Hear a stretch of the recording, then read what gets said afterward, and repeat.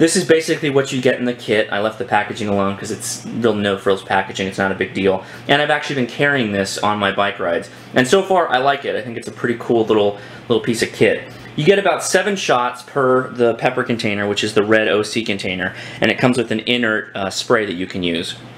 Kind of a cool thing is, if you've ever bought pepper spray before, it's usually one self-contained unit, and you buy the pepper unit. And then you can also buy an inert unit to practice with, and you really should do that. And at the end of the day, once you total everything up, you're close to $30 in some cases for the better, well-known units. Well, the Mace Pepper Gun is anywhere from like $35 to about $40, and it has exchangeable units, including this inert canister that comes in the kit.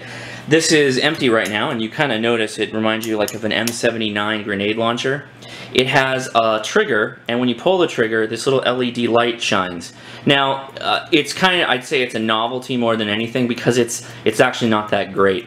It's just one single LED bulb, and if you want to deactivate it, in case that's something that worries you, you just take a coin or something, and you can screw out the battery, and then you're good to go. Operation couldn't be simpler. You just take it off of safe, pull the trigger. Pull the trigger. It's just a plunger, and I believe I can open the action here and show you. It's just a plunger that pushes forward when you pull the trigger. And what that does is it pushes the base of the can into the firing chamber, like so, like that, and basically squirts out through the little nozzle opening. So what it looks like to load, and I will be using the inert canisters for this. Take the inert canister. The nozzle has a pre-set up dome that fits. So yeah, all you need to do is slide forward the release. The barrel tips up, I guess if you can call it a barrel. Slide the cartridge in, lock it into place, remain on safe. You can still operate the light when it's on safe, so that's an interesting feature. Like I said, don't really count on the light because it's not very bright. For a size comparison, I thought I would bring out my Smith & Wesson 642 here and just lay them side by side so you can see a comparison. Now the weight difference, the Pepper Gun is much lighter than the 640, but not by a whole lot. You'd be surprised. They're pretty close in weight and size. And then if you overlay it, the goal, as Mace had said, was that they kind of wanted it to seem similar in design and operation with a revolver. And I think they did that pretty well here. So some of you may be into that, some of you might not.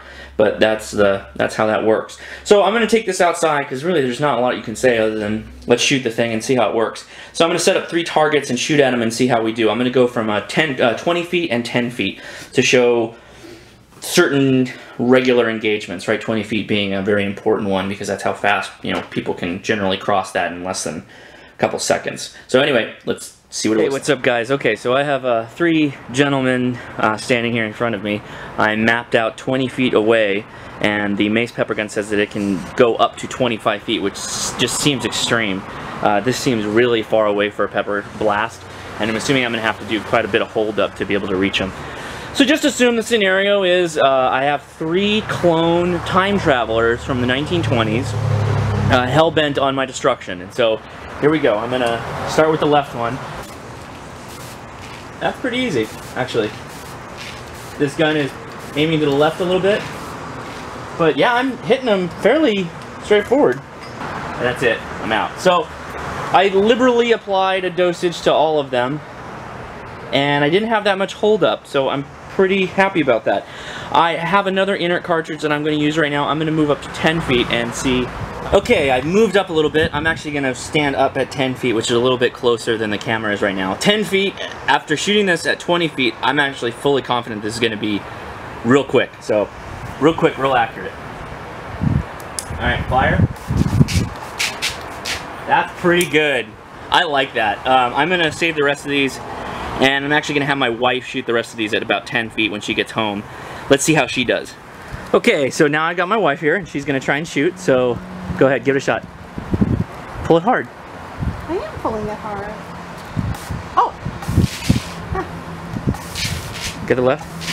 Pretty easy, what do you think? Yeah. Shoot all of it, go ahead. So what do you think? It's pretty easy? Good.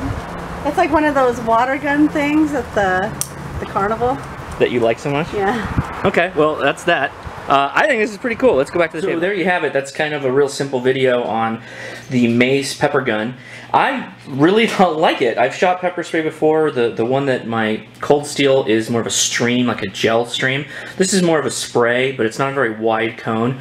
It's kind of like my wife said, one of those squirt guns you get at the carnival game, you know, where you blow up the balloon and it pops. It's not as strong a stream as that, but it's pretty close to the same thing. Pointing it's really easy. It's a real natural point and shoot. You saw her. That was the first time she pulled the trigger on it, and she was right on target at 10 feet, no problem, and a target that's roughly the equivalent of a human male. So, big points for that, and I'll post a link to the bottom. You can see it on Amazon or wherever and look at the reviews that are there. Cool little device. It's